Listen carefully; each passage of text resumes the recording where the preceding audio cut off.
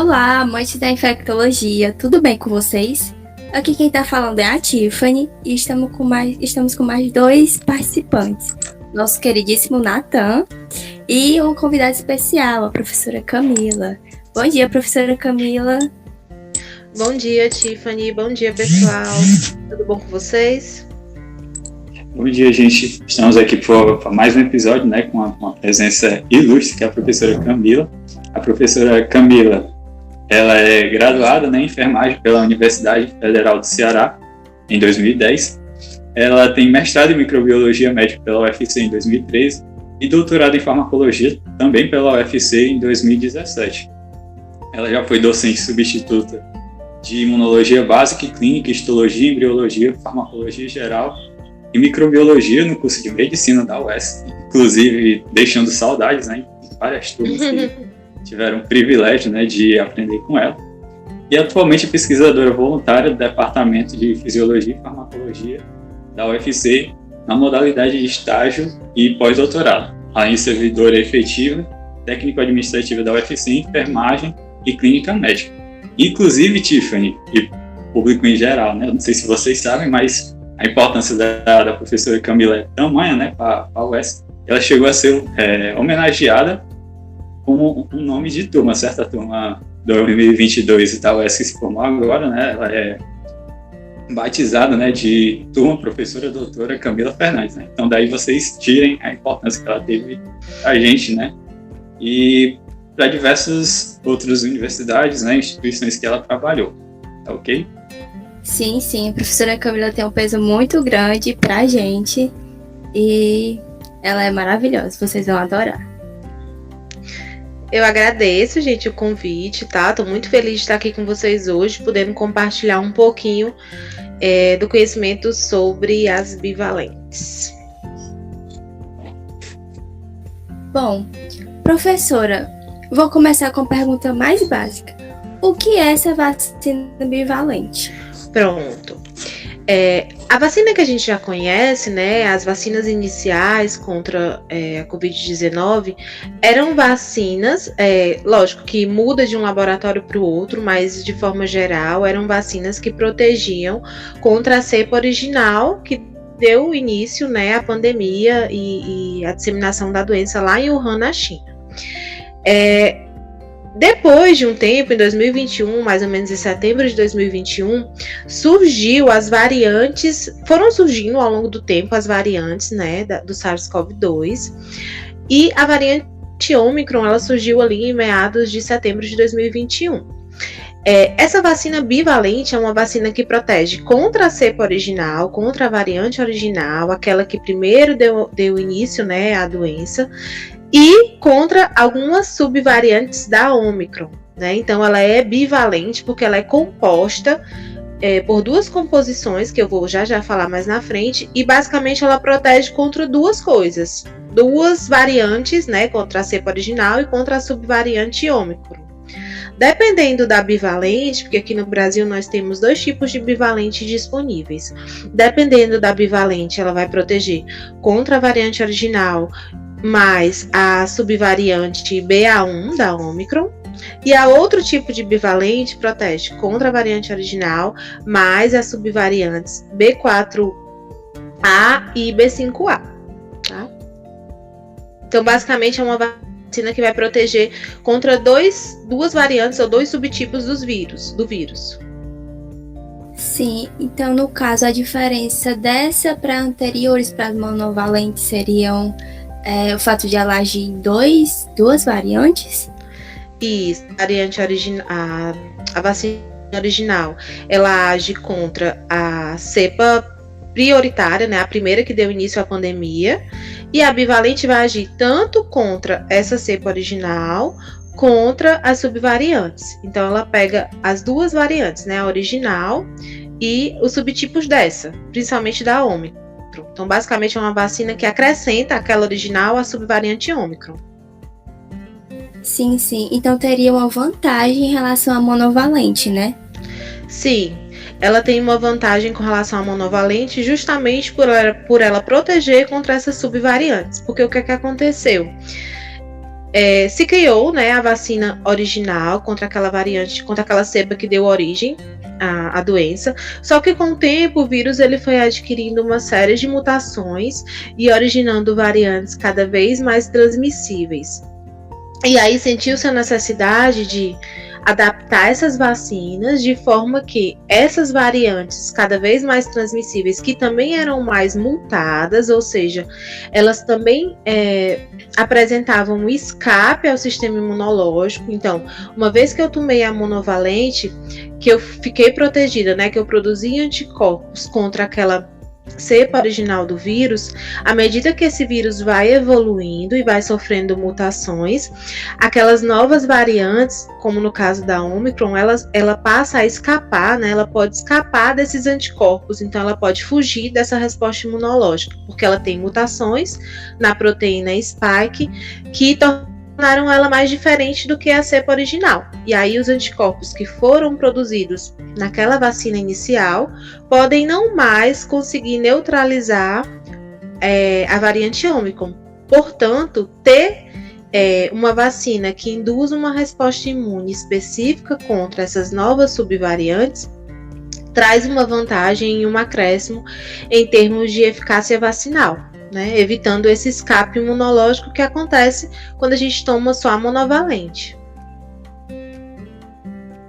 Entendi, professora. E quais seriam os pré-requisitos para receber essa vacina? Pronto, atualmente, os pré-requisitos básicos, né, você tem que ter completado o seu esquema com a monovalente, então, no mínimo 2 doses de monovalente, naquelas que exigem 2 doses, né? Essa vacina bivalente, ela vai agir como uma vacina de reforço. Então, ela é dada apenas como uma vacina de reforço. Então, se você tiver tomado apenas uma dose daquela vacina como o Pfizer, outra que exige 2 doses para completar o esquema, você não pode tomar a bivalente. Então, a recomendação é que você primeiro complete o seu esquema com a monovalente para que possa tomar a bivalente. Além disso, na bula da vacina, ela é permitida para indivíduos acima de 12 anos. Entretanto, aqui no nosso país, né, a gente começou com os grupos prioritários e atualmente a vacina já tem sido autorizada para indivíduos acima de 18 anos de idade, né? Então, para o público em geral, acima de 18 anos de idade. Pode ser que no futuro o Ministério da Saúde opte por expandir isto para indivíduos acima de 12 anos, já que a vacina foi testada, né, para essa faixa etária e foi permitida para uso nessa faixa etária. Então, basicamente, os pré-requisitos são ter completado o esquema com a monovalente. Isso é importante, que isso tenha sido nos últimos 4 meses, né? Então, tem que ter, a partir de 4 meses desse esquema completo, é que você pode tomar o reforço com a vacina bivalente, certo? Certo. E teria alguma contraindicação para receber a vacina bivalente? Pronto. As contraindicações expressas na bula, né? Na verdade, só tem uma assim expressa na bula, que é você ter alergia aos constituintes da fórmula. Então, se você já tomou, por exemplo, uma monovalente e teve alergia, a monovalente da Pfizer, né? Porque as bivalentes que estão disponíveis hoje pra gente são de 2 tipos, mas são da Pfizer. Então, se você já tomou a monovalente da Pfizer, por exemplo, e teve uma reação alérgica, é contraindicado que você tome ou a monovalente da Pfizer ou a bivalente da Pfizer também, por conta de risco de reação de hipersensibilidade. No mais, está, né, apresentando estado febril grave, febre alta, né, acima de 38,5, também é considerado uma contraindicação, mas estado febril baixo ou até mesmo uma gripe leve ou infecção respiratória leve não é contraindicação para tomar a vacina, tá? Então, somente estado febril grave também a bula considera ali uma contraindicação. Basicamente, são essas duas as contraindicações. Ser imunossuprimido pode tomar, ser gestante também pode tomar, tá certo? Então, essas contraindicações mais expressas são essas duas. E existe também contraindicações que estão presentes ali no site do Ministério, apesar de não estarem na bula da vacina, que é ter doença coronariana prévia. Então, o paciente que tem doença coronariana, tem alguma coronopatia, ele também está contraindicado para receber esse tipo de vacinação. Aí, professora, a senhora chegou já a falar um pouco, né, já sobre a vacina bivalente. Aí eu queria saber se, tipo, na produção dela, né, ela tem alguma, se tem alguma diferença dela para as anteriores, tipo, Pronto, de ser um vírus inativado. Pronto, vamos falar. Bem, gente, com relação à composição da vacina, a vacina original da Pfizer, a monovalente, ela é composta por 30 microgramas de RNA mensageiro do SARS-CoV-2. Então, o que é isso? A gente recebe, né, o RNA mensageiro do vírus, ele entra nas nossas células e as nossas células começam a produzir a proteína spike desse vírus. Então, esse RNA mensageiro que a gente recebe, ele é específico para a produção da proteína spike do SARS-CoV-2, tá? Então, a monovalente, eu recebo 30 microgramas do RNA mensageiro que codifica a spike. Esse RNA mensageiro, ele entra no interior das minhas células, qualquer célula nucleada no meu corpo, e a gente começa a produzir essas proteínas spike em grande quantidade, e aí a montar uma resposta imunológica contra a proteína spike.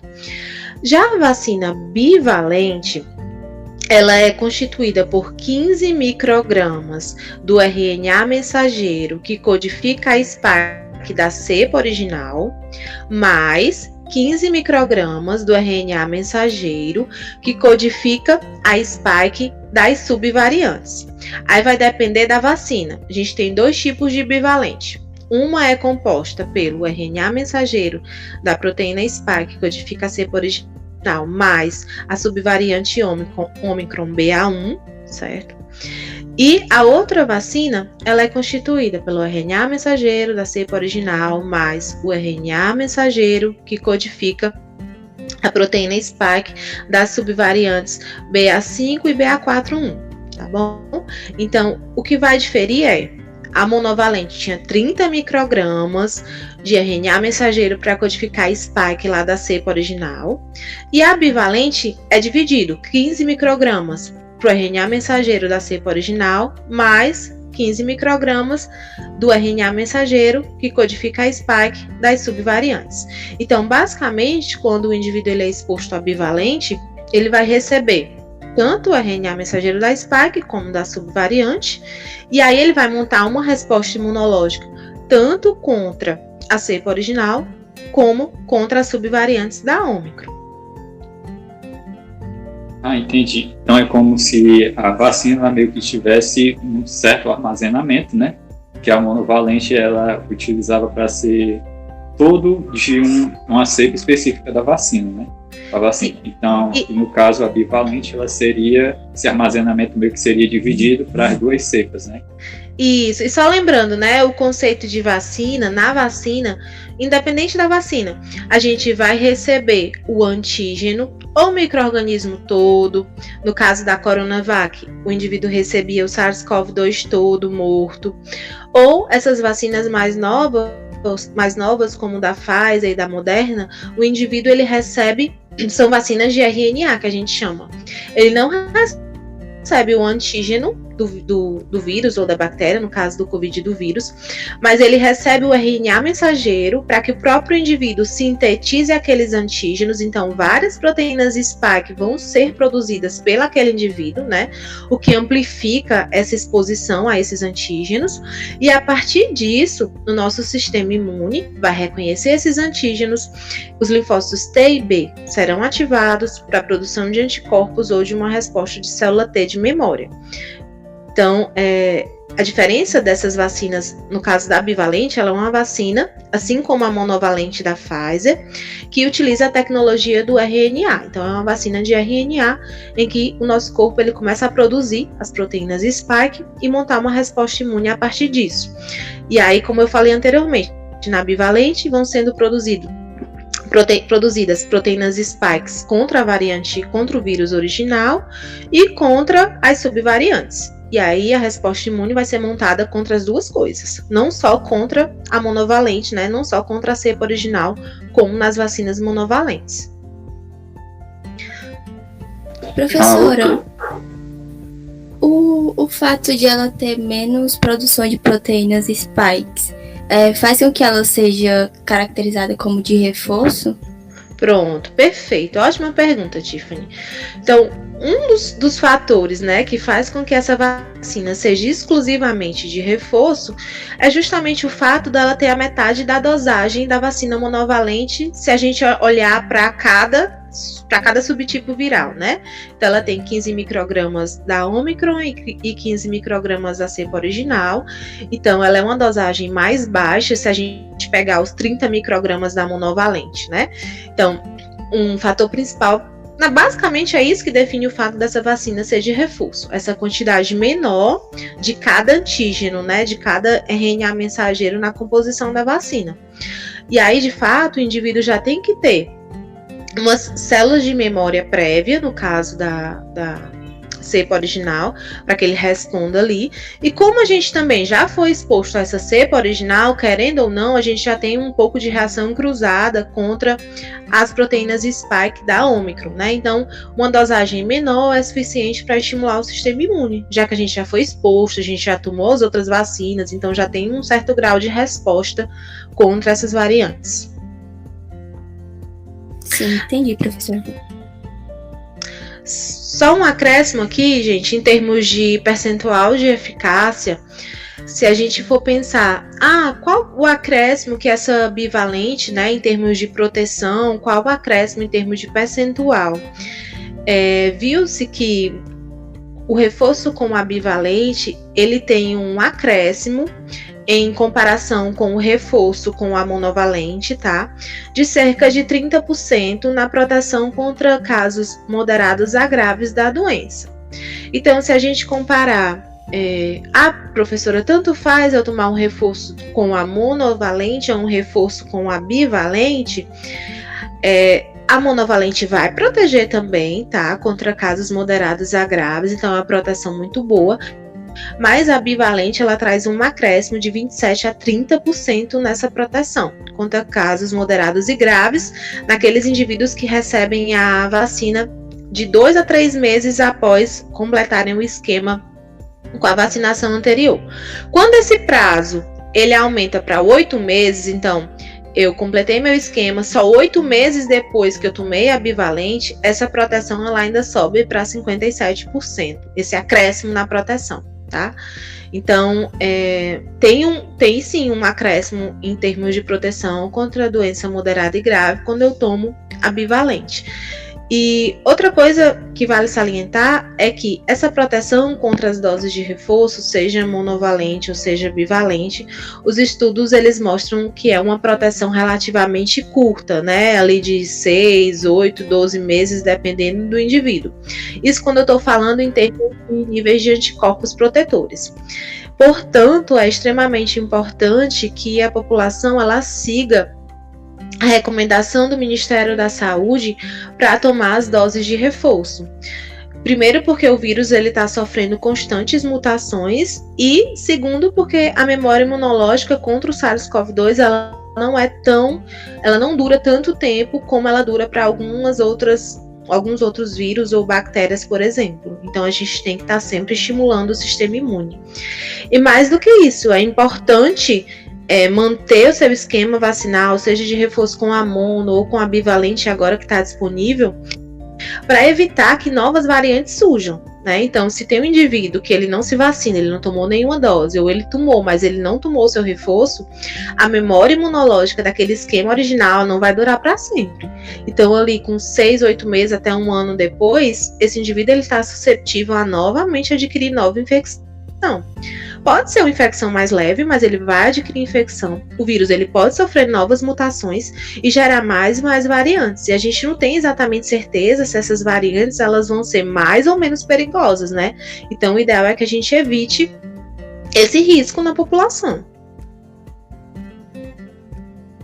Pronto, professora. Era até uma pergunta que eu ia fazer mais para frente, Mas aí, aproveitando que a senhora já começou a falar disso, da importância, né, de se vacinar com a bivalente, aí eu vou fazer logo agora, né, que é tipo assim, a senhora já respondeu já bem, né, como seria, mas, assim, tipo, por que é importante a gente se vacinar, né, com a vacina bivalente, mesmo que a OMS agora ela tenha declarado o fim da emergência de saúde global, né? Pronto, perfeito. Perfeito, Nathan. Primeira coisa, o fato da OMS ter declarado o fim de emergência de saúde global não significa fim da pandemia. As pessoas confundem. São duas coisas diferentes, né?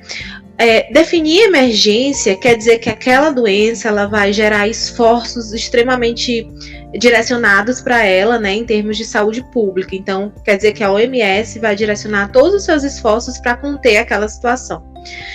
Isso é diferente de decretar o fim da pandemia. O SARS-CoV-2 ainda é, e eu acredito que sempre será, um vírus pandêmico, né? Um vírus que está ali disseminado em vários países do mundo. Se a gente olhar para isso, pandemia, eu acredito, né, na minha concepção, que a gente nunca vai deixar de conviver com o vírus, assim como a gente não deixa de conviver com o vírus da gripe. Mas a gente pode sim continuar mantendo ou ainda reduzir mais os óbitos pela infecção por esse vírus, né, decorrente de síndrome respiratória aguda grave. Então, tomar as doses de reforço, seja com a monovalente ou seja agora com a disponível bivalente, né, como eu falei, vai gerar um acréscimo ali mais ou menos em 30% na proteção, é extremamente importante para evitar que esse vírus sofra mais mutações ao infectar, né? Um indivíduo que não se vacinou, infectar o outro e sofrer mais e mais mutações, de forma que pode até vir a gerar uma nova variante que a gente não consiga controlar, que não me parece ser a tendência do SARS-CoV-2, mas a gente não tem como afirmar, né? Então ele pode sim sofrer diversas mutações e gerar variantes que a gente não sabe ao certo o que pode causar. Então, evitar essa disseminação intrapessoa e evitar essas mutações, não só isso, né? Agora, se a gente olhar para os grupos prioritários, se a gente pegar número de óbitos, se a gente pegar síndromes respiratórias aguda grave, quem é o principal agente que ainda causa, mesmo após reforço, bivalente, etc., é o SARS-CoV-2, cerca de 40% ali das síndromes respiratórias agudas graves, no mês de março, tomando o mês de março como exemplo, foram causadas por esse vírus. E se a gente pegar esses 40%, né, de síndrome respiratória e for ver no percentual de óbito, 70% dos óbitos por síndrome respiratória aguda grave foram decorrentes do SARS-CoV-2. Então, aqueles grupos prioritários, idosos, ou até mesmo as pessoas que não se vacinaram, então a maioria desses óbitos são entre não vacinados ou entre pessoas que não tomaram doses de reforço. Então, mas eu sou jovem, eu não tenho risco de morrer, né? As pessoas têm mania de pensar assim. Você pode... Primeiro, que você tem risco de morrer sim. Lógico, você tem um risco menor do que o idoso, mas você pode estar sendo a fonte para a proliferação, geração de novas mutações e para a disseminação do vírus para aquele idoso, ou para aquela gestante, ou para aquele imunossuprimido. Então, a sua responsabilidade em termos de comunidade, em termos de cadeia de transmissão da doença é muito importante, tá? Então, é importantíssimo evitar a cadeia de transmissão da doença e evitar que se torne toda aquela situação que a gente viveu anteriormente, né, de reclusão social, de pânico. Se agora a gente tem a vacinação, vamos fazer uso daquilo que a gente tem. É uma vacina segura, tá? Então, vamos fazer uso daquilo que a gente pode fazer. Entendi, professor. Então, tipo, é como se a gente tivesse, né, que se manter sempre imunizado, né, para evitar a volta, né, da Covid de forma mais intensa, né, e também do surgimento de novas variantes. Mas essa questão do fim da emergência de saúde global não quer dizer que a Covid-19 vai deixar de ter sua importância, ela só vai deixar de ser o enfoque. Prioritária, né? Ela vai deixar de ser prioritária em termos de saúde pública, mas ela continua uma pandemia. Então, o vírus ele continua com distribuição ali mundial e a doença Covid-19 com distribuição também mundial, que é o que caracteriza a pandemia. Assim, exatamente. e que a gente também tem essa responsabilidade, né, de não de contribuir para evitar que a Covid-19 ela seja propagada, né, para as pessoas que são mais vulneráveis também. Sim. Então é importante aí uma responsabilidade coletiva, aí, né? Sim, responsabilidade coletiva, talvez até mais do que individual, né? Pensar em si, mas também pensar no próximo ou na comunidade. Pois é. Aí, professora, eu tenho até uma pergunta também sobre, a senhora tinha falado, né, sobre a questão de se utilizar né, duas cepas se utilizar o quê? As duas cepas diferentes, né, da certo. mais antiga e mais recente, né, como a onda. Aí, nesse caso, tipo, teria alguma diferença assim, no efeito colateral que a vacina possa provocar, tipo, de ser mais leve, ou causando efeitos diferentes? Excelente pergunta, Nathan. O fato da vacina ser constituída por duas cepas diferentes não afeta, nesse caso, essas vacinas disponíveis em nada a incidência de efeitos colaterais. Então, os efeitos colaterais, eles são os mesmos para a monovalente.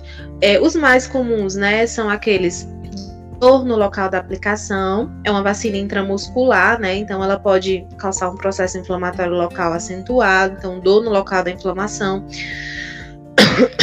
pode causar febre baixa, calafrio, cefaleia, diarreia, náuseas. Esses são os efeitos comuns, aqueles que se apresentam em uma grande quantidade de pessoas. E eles nada diferem dos efeitos observados com a monovalente. Então, a gente não tem diferença em termos de efeito colateral de uma e outra vacina, não. Tá certo. Nem de menor intensidade, nem de maior intensidade, tá? Basicamente, seriam os mesmos efeitos de qualquer vacina. Isso. Qualquer vacina pode causar esses efeitos, mas algumas vacinas vão causar um ou outro desses efeitos de forma mais pronunciada, né? Então, essa vacina contra a Covid-19, principalmente a segunda, terceira dose ou as bivalentes, elas tendem a causar dor local. Muscular. Então, algumas vacinas não causam tanto essa dor local, mas as vacinas da Covid, elas causam um processo inflamatório local com dor local. Mas também não é uma dor, assim, né? Aquela dorzinha que todo mundo já sentiu ali quando tomou o seu reforço. É mais difícil na primeira dose, né? Porque na primeira dose, mesmo da monovalente, normalmente o efeito da dor local ele é um pouco menor, como a gente não tem ainda células de memória. Algumas pessoas podem ter, mas é mais comum nas dosagens subsequentes e com a bivalente, né? Sim, eu lembro exatamente que conforme eu ia tomando as doses, eu sentia mais dor local. Isso. E também a gente vai se expondo, né? Com o tempo, a gente vai ou adquirindo Covid ou tendo contato, e aí vai tendo mais e mais memória imunológica, e aí a resposta local ela fica cada vez mais acentuada. Mas assim, são basicamente esses efeitos. Professora, e o que se espera alcançar com esse processo da vacinação da bivalente? Pronto. Quais seriam as expectativas? Pronto. As expectativas são que um número cada vez maior de pessoas se vacinem, né? O ideal seria que a gente tivesse ali uma cobertura acima de 90% do reforço, seja com a mono ou com a bi, na população. A gente não está nem perto de chegar a esse número, né? Então, a fuga dessas doses de reforço, né? As pessoas elas estão cada vez menos querendo tomar o reforço da Covid-19. E com essa cobertura ampliada, que o ideal seria ali acima dos 90, como eu falei, espera-se que o número de óbitos ele seja reduzido cada vez mais. A gente já tem um número bem pequeno de óbitos, se a gente comparar com o início da pandemia, com as duas primeiras ondas ali, até a terceira. Então, o ideal é que menos e menos pessoas morram de Covid-19, porque as pessoas ainda morrem de Covid-19, tá, gente? Não achem que não, as pessoas ainda morrem. E aí, cabe a gente fazer o nosso papel de tomar o nosso reforço, impedir a cadeia de transmissão da doença, proteger a si e proteger aos nossos idosos, aos nossos imunocomprometidos, as gestantes, etc., que são mais susceptíveis a doenças graves e moderadas. Então, a expectativa é reduzir cada vez mais o número de óbitos. Ah, professora, então a gente espera, será que a gente nunca mais tenha Covid-19? Ou quem tomou a bivalente não vai ter doença leve? Pode sim ter doença leve, tá bom? Nenhuma das vacinas contra a Covid-19 vai te oferecer proteção de 100% contra a doença leve. Ela causa proteção ali de 70%, às vezes até mais, dependendo da vacina, ou menos, também depende da vacina, mas não vai te impedir de ter doença leve. Então, a meta não é erradicar a Covid-19 da face da Terra. A meta é diminuir o número de óbitos e proteger aqueles mais susceptíveis. A meta principal é essa. E evitar o desenvolvimento de novas mutações por estar reduzindo a cadeia de transmissão da doença.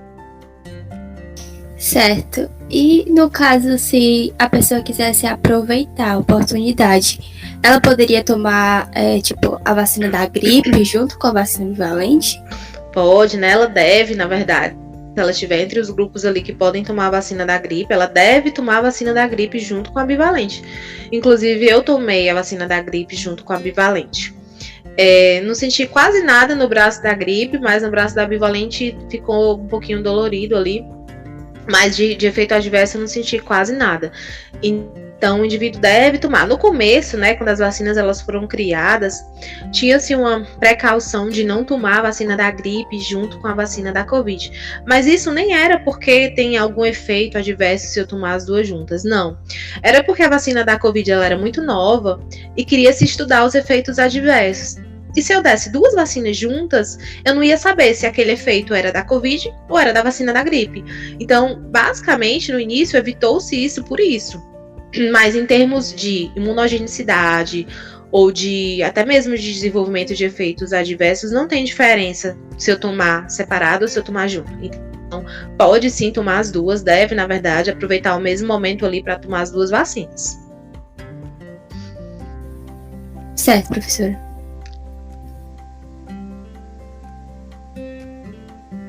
Pois é isso, professora, que a gente tinha para conversar, né, sobre a vacina bivalente, certo? Sobre o cenário dela atualmente, né, no Ceará e no Brasil.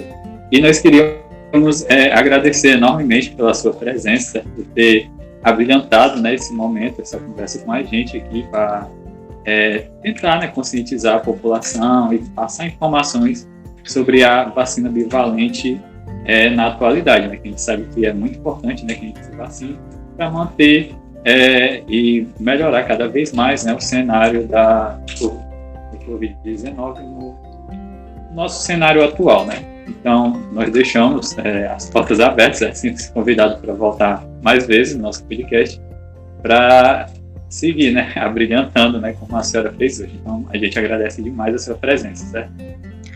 Eu que agradeço, meninos, e fica aqui o meu apelo para que todos tomem aí sua dose de reforço e estarei disponível para o que vocês precisarem, tá certo? Foi um prazer para mim falar para vocês hoje. O prazer foi nosso, professora. Muito obrigada. Por nada. Então é isso, gente. Fiquem de olho aí nas redes sociais da Lainf. Também sigam aí o podcast, certo? Lainfcast no Spotify. E também o canal da Liga no YouTube para ficar por dentro, né, de todas as novidades que a gente trouxe no podcast. E também sobre os outros conteúdos da Liga. Então nos vemos no próximo episódio e até a próxima. Até a próxima, pessoal.